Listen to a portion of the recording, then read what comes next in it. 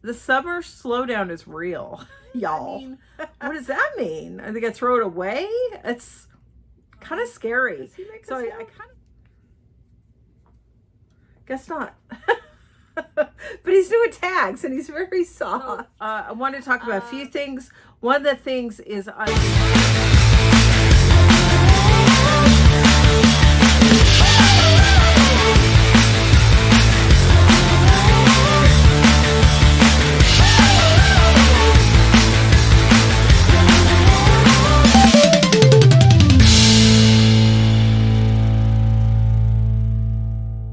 Hi there, guys. How are you doing? It's been a little while, but if you don't know who I am, I'm Cindy Krause with Krause House Sift and Thrift. I have been an eBay reseller since 2001, and I've been on YouTube a few years, but I am here to educate you as a reseller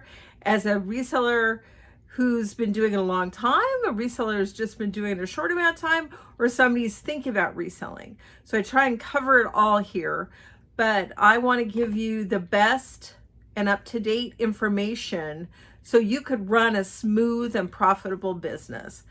How are your sales going? The summer slowdown is real, y'all.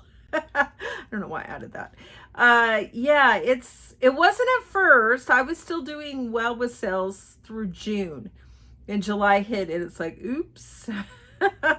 Yeah, it's been a real thing, and I haven't done anything different. I've actually tried to be more aggressive to get more sales. I've been trying to list more, and I've also done higher markdowns. eBay now calls it discounts when you go to your seller hub and you go to mark down something. I think it used to be called markdown before. Now it's called discounts.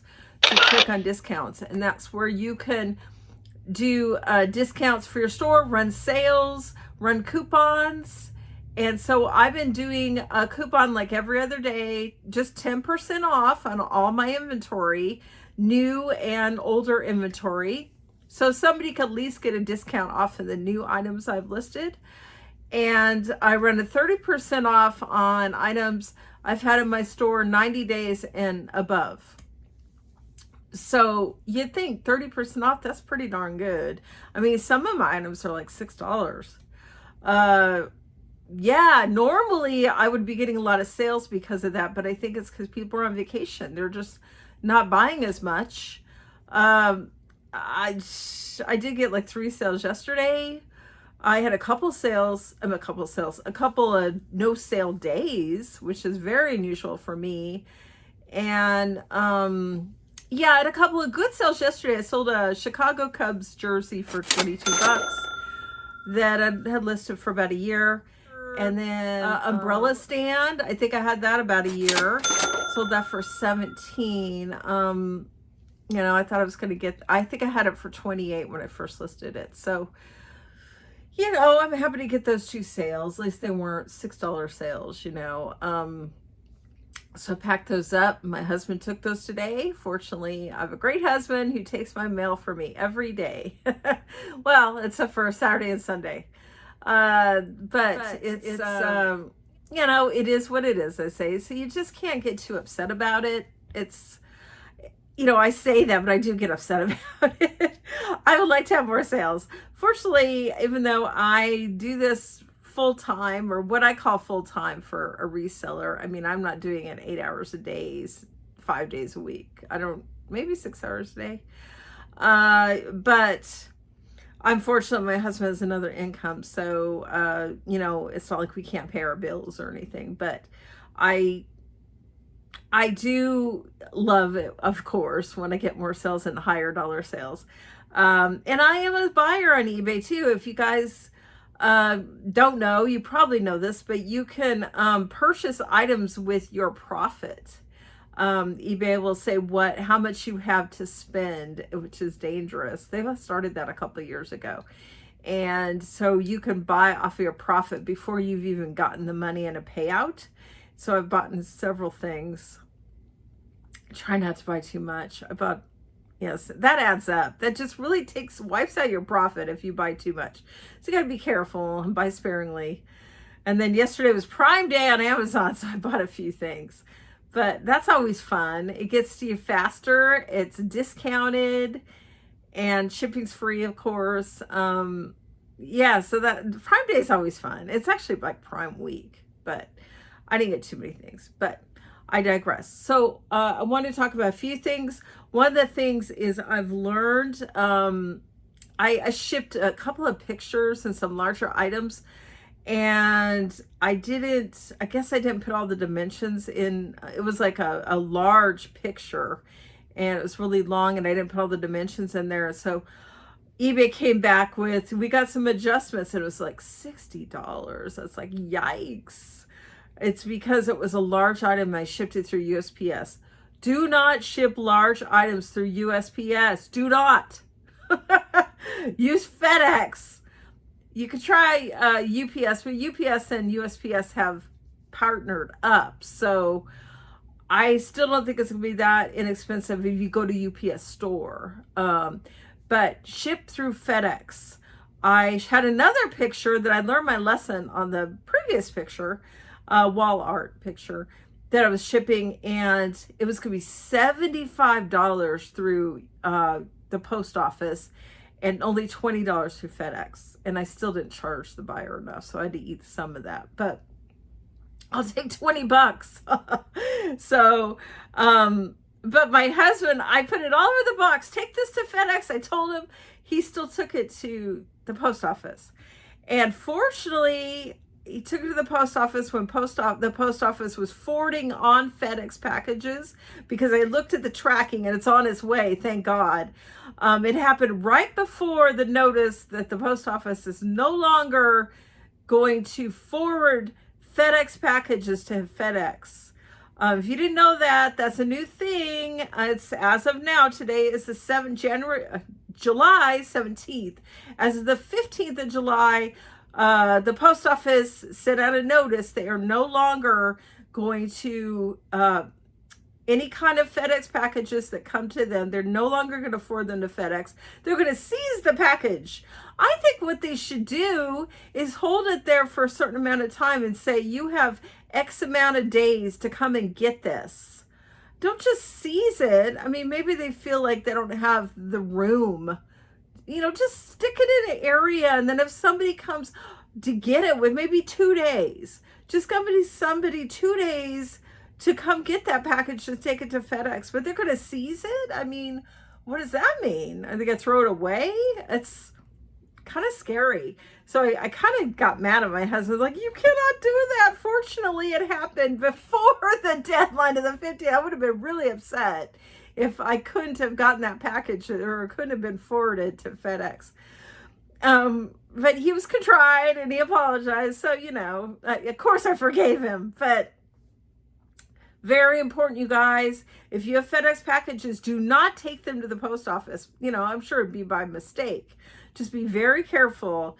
You take FedEx to FedEx drop-off locations, and you take UPS and USPS to USPS post office locations. And so that was what I wanted to mention for sure, is if you have a larger package, I mean, it's really not that much larger than, let's say this is one thing I'm selling. Got for like $3 at the thrift store. Very cute. Does he make a sound? Guess not. But he's doing tags and he's very soft. Yeah, I mean, really not that much larger than this, and it's you put in the dimensions, it's like, God, it goes from like $7 to $15 or something. So and that's another thing, eBay usually makes you put the dimensions. If you have a package over a pound, they usually make you put the dimensions in the listing, but not always. But if you have a medium to large package, you definitely want to put the listings in when you list the item. When you put how many pounds it is, measure the size of the box, or at least estimate the size of the box that item is going to go in, and put that in your listing, because that will charge the buyer appropriately. You won't have issues when you go to ship the item you didn't put in the box size, And so now it's quite a bit more than you expected because it's a larger size. So very important, ship large items through FedEx and put dimensions in your listings.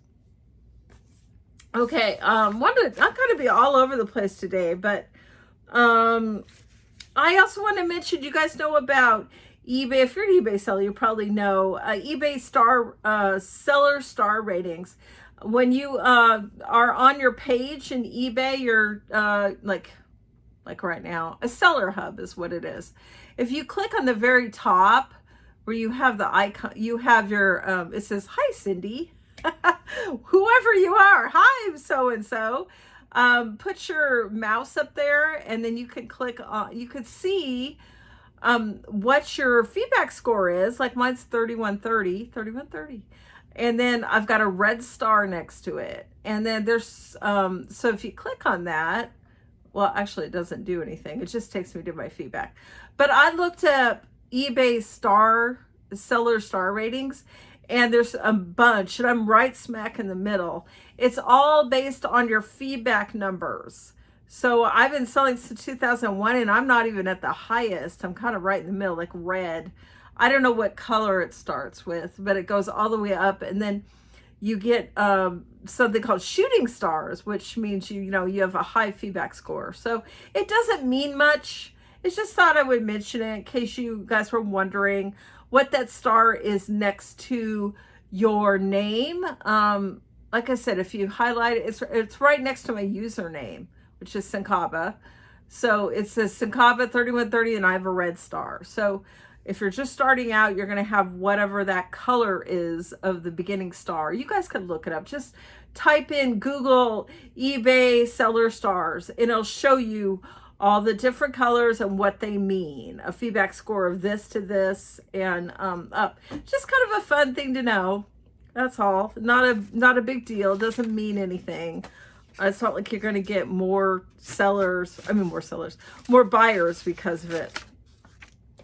Thought I'd go through some of reseller basics, just some things that I was thinking about that you may not know or may not realize, or maybe you might want to start doing this. Whenever I do a listing, people usually do three ways when they're going to go list. You do eBay's template, which is ridiculous. You shouldn't do that. I guess if you're just starting out, you could. That's going to take it's a lot longer. You're going to have to search for the category and just go through everything and put in all the seller requirements, and it's going to take longer. Or you could list off your own template, meaning I have templates actually when I list. I have them for all different. I have it for clothing of upper garments, lower garments. I have it for I have a whole bunch of templates. You get free templates in your listing. I think they only give you like 10. And I have them for different categories, like I have for plush or purses, clothing, jewelry, just different things I list.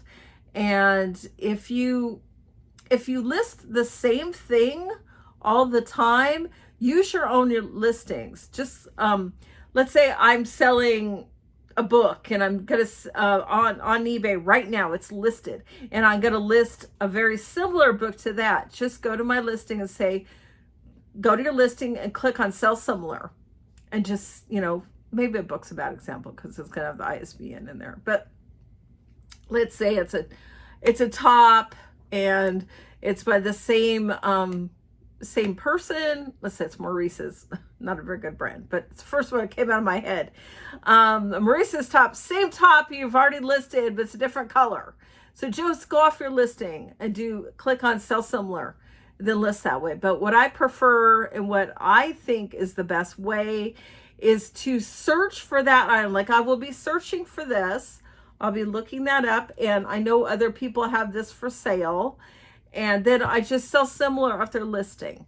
Now I'm looking for particular things when I'm selling similar. I'm looking for a good title, a title that has all the keywords, the best keywords in it, and the most keywords in it. So if there's several listed, I'm scrolling down and I'm looking for the best keywords.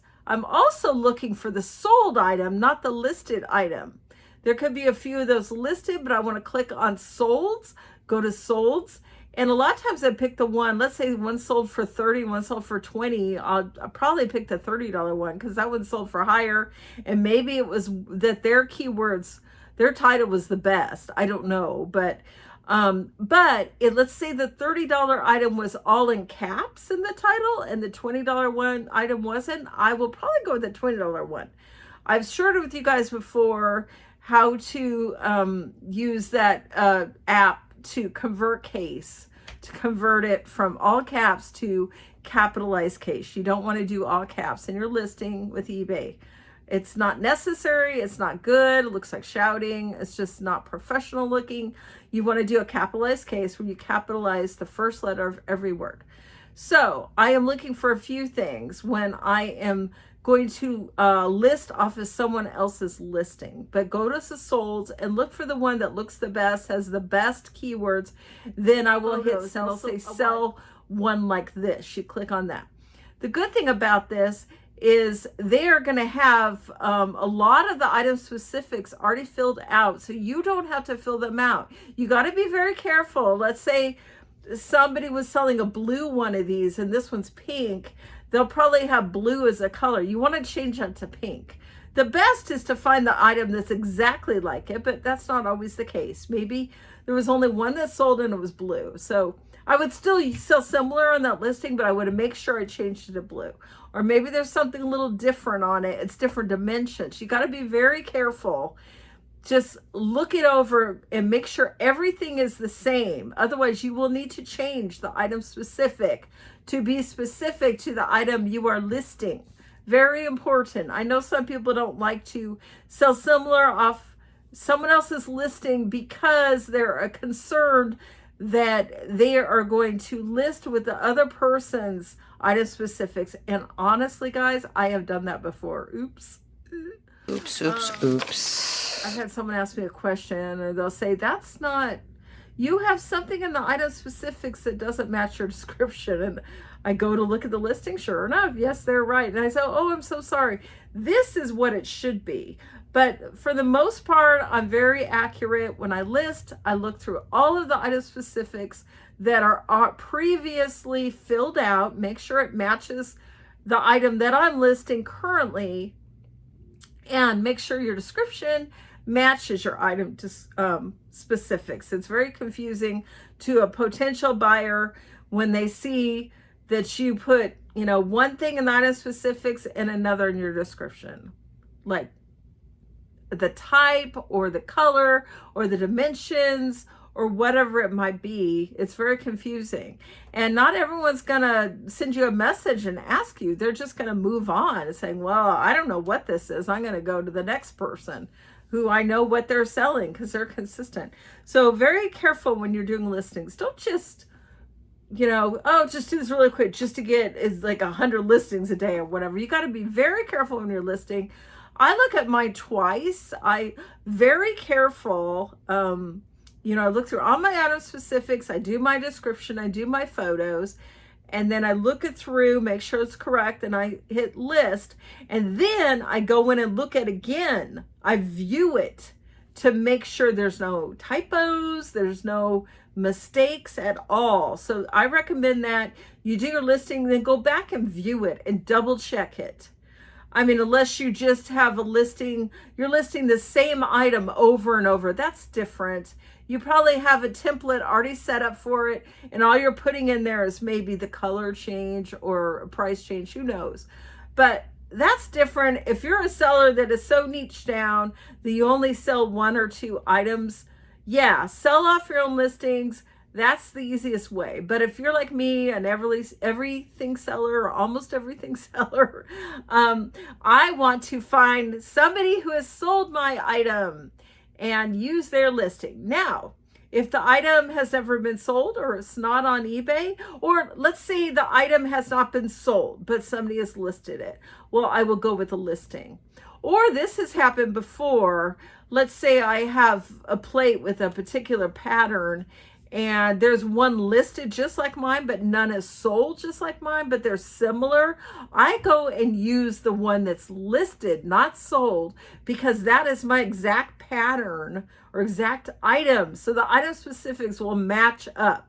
So you can't always use the sold listings. Sometimes you're going off of the listed listings. It all depends. But another thing to mention is, this goes without saying, I've said list consistently. Yeah, there are days I don't list that much and I do get sales, but it's always good to be consistent. Try and hit your mark every day. If you can't be there to list, do drafts. At least get 1 or 2 items listed per day. So work on that death pile. Yeah, I said that to myself too. This is a death pile, and then I have more stuff over there. You guys, that's part of it, and then I got more down there. So, yeah, calling the kettle black. But yeah, I'm talking to myself too. I'm working on it. It's getting done. We've been thrifting a lot, and I have not filmed it. I just haven't felt like it, but if you guys want to see thrifting videos, let me know. But mine and my husband's our 7th anniversary is July 22nd. So we already have a couple of rooms booked. It's just local. We're just going to go stay in the Tri-Cities, which is about 40 minutes from us. And we're just going to do some fun things. We're going to play miniature golf and go bowling, go to the movies, go thrifting, go to restaurants. It's going to be super fun. We thought about, traveling a little farther out, but we decided just to stay close. And that's our gift to each other, is this trip. So we're very excited. We're leaving next Sunday, which is our anniversary. So, and we're going to stay till Tuesday. So I will try and thrift that. I will try and film that for you guys. Might be fun just to get some of our trip on film, kind of like a vlog. So I hope you will look forward to that, and I hope you will watch. But the last tip I'm going to leave you with today is just stay organized. It is so hard when you're not organized. I've had it before where I've come back from a thrifting trip and we've got bags and bags of stuff, and I just kind of throw it in my office, and it just drives me nuts. I have to get that organized. So I have to go through it and just kind of put it in its place, whether it's on a shelf or on a garment rack or wherever it may be. But you need to have a place for everything. Get it organized, because clutter, you don't want clutter. It really is true. A clutter area makes your mind cluttered, and it's very, disconcerting. It's just, you just want to get things organized. I will show you guys really quick my my garment rack. I did get the smaller one. This is it. See how it's shorter, and it's just got some things down there. And so it's just come around here, and I got, my mannequin up there. And so I could still see some of my bookcase. I got to get that listed. There's some death pile on here. Oh, that's where that password game went. I was looking for that. I also have another game I was going to lot that with. Sometimes I have games that are not worth that much by themselves, but you lot it up, and that's a good way of selling it. So anyway, I hope you guys are doing well. I hope you're doing well in sales, and don't get discouraged. It is a summer thing.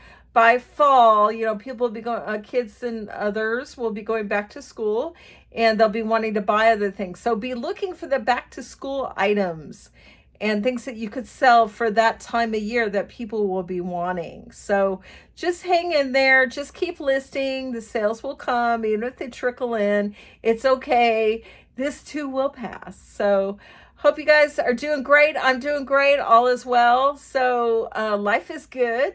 So I will talk to you guys next time. Like and subscribe if you haven't. Please share this content. Leave me a comment. I so appreciate you guys. Love you so much. Bye-bye.